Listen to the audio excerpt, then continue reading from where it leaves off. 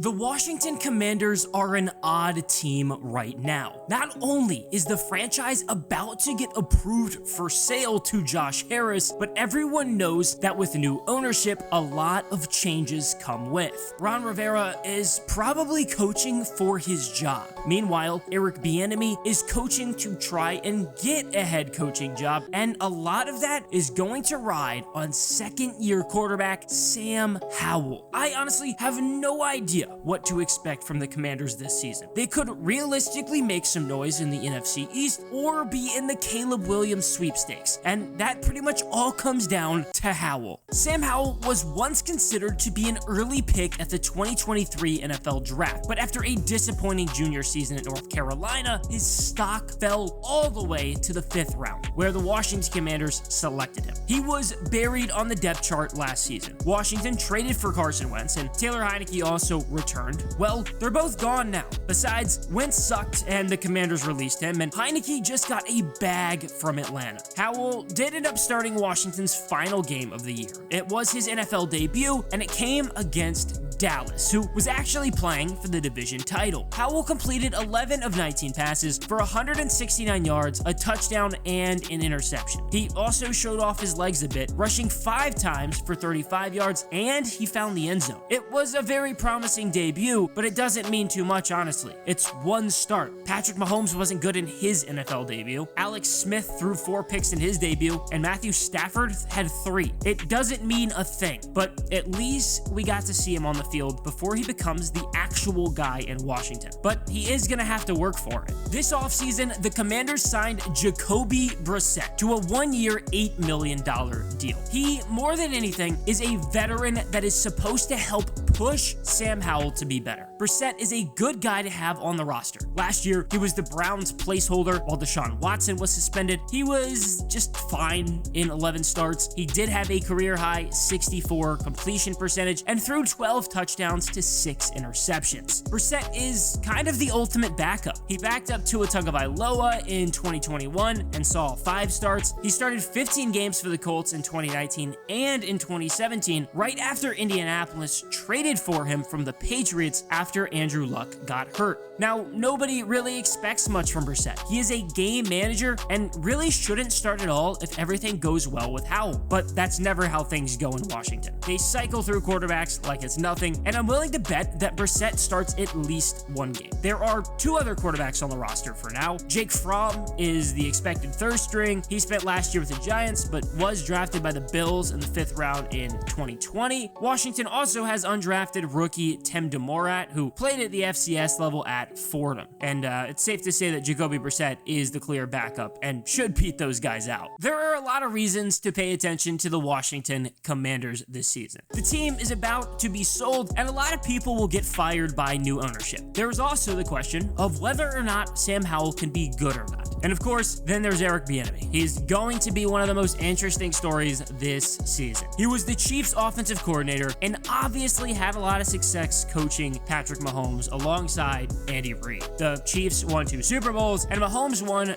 2 MVPs. Kansas City won a lot, but Bieniemy still didn't get a head coaching job. Now, his past is troubling. I'm not going to get into it, but he's gotten into multiple legal problems, but those were a long time ago. It's been years, but it doesn't matter. His past, coupled with the wonder of whether or not Andy Reid is the reason of his success, have kept him from a head coaching gig. Before Bieniemy, Matt Nagy was the Chiefs' offensive coordinator. He was hired by the Bears and was a terrible head coach. Maybe some of that success was due to Andy Reid, but Nagy is now back in Kansas City as their offensive coordinator again. Bieniemy is using Washington as a prove-it year. If he can make that offense respectable, I bet you he's going to get a head coach job, and he has some decent weapons to help him get there. Every conversation about the Washington Commanders offense starts with Terry McLaurin. He's a top 2 player on the roster at worst and has developed into one of the better wide receivers in the league. McLaurin is coming off of his first Pro Bowl appearance and his 3rd straight 1,000-yard season, and he nearly crossed the mark as a rookie too if it weren't for only playing in 14 games. He's an absolute stud, and it's truly sad that he hasn't been able to have a reliable quarterback yet in his career. Now, there's a lot of hype surrounding Jahan Dotson after his impressive impressive rookie campaign. He was good, and it appears like Washington did make the right call with that first rounder last year, even if I was really skeptical about the pick. Curtis Samuel is the Commanders' 3. He had 600 yards and 4 touchdowns last season after pretty much being hurt all of 2021, and the same kind of goes for Logan Thomas at tight end. He didn't play much in 2021 after he suffered a knee injury. In 2022, though, Thomas had about 300 yards, and he did only score once. We'll have to wait and see how much the offense changes under Bieniemy, but the run game was the focus for Washington last season. Brian Robinson had a good rookie season after he returned from that robbery where he was shot twice. What a story that was. Antonio Gibson is still in Washington, and he was a lot better with ball security last year. The Commanders did also draft Chris Rodriguez Jr. out of Kentucky in the 6th round. I'm not really sure what his role is going to be, but he was really explosive in college. It's going to be tough for the Commanders to have a lot of offensive success if the offensive line doesn't improve from last year. Even the best guys on the line are pretty much just okay. Charles Leno has been a surprise at left tackle, and Washington did make a splash in free agency, signing Andrew Wiley to a 3-year, $24 million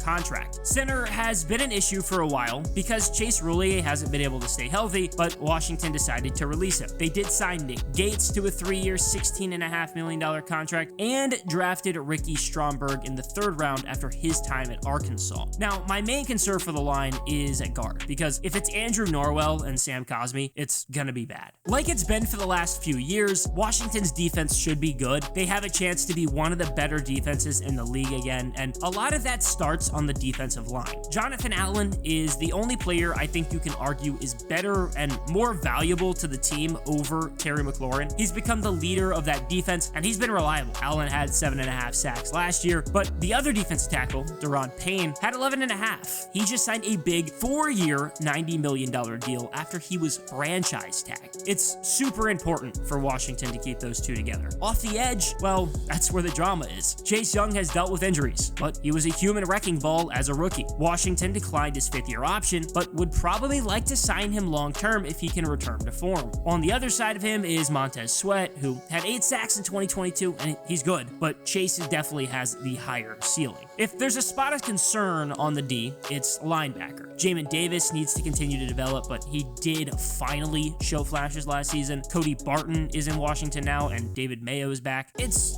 just fine, but it's not ideal. Cornerback has been a big problem for the Commanders. Kendall Fuller is the top guy, and there hasn't been much after him, and he's already frustrating enough as is. At the draft, though, Washington used their first on Emmanuel Forbes, who snagged 14 picks in 3 seasons at Mississippi State. He is one hell of a ball hawk. That leaves safety, which might actually be the best position group of the team. You could argue defensive tackle, but Derek Forrest has been good, and Cam Curl has legitimately been one of the better safeties in the league as of late. Now, if the Washington Commanders are good this season, I think a lot of that will be due to the defense, but the offense improving is key to actually winning games. Even if the defense is reliable, it doesn't mean much if the offense is turning it over and can't move the ball downfield like last season. I hope Eric Bieniemy can be a big help with that, but who knows if it's going to work out or not. At the very least, it'll be a good story to watch, but Bieniemy's future is somewhat riding on what Sam Howell can do. He is a 2nd-year 5th-round pick, and he is the single most important player for the Commanders this season. That's not great. I'm keeping my expectations low, but I really do hope he works out and can perform. And if he can't, well, DC native Caleb Williams becomes the dream.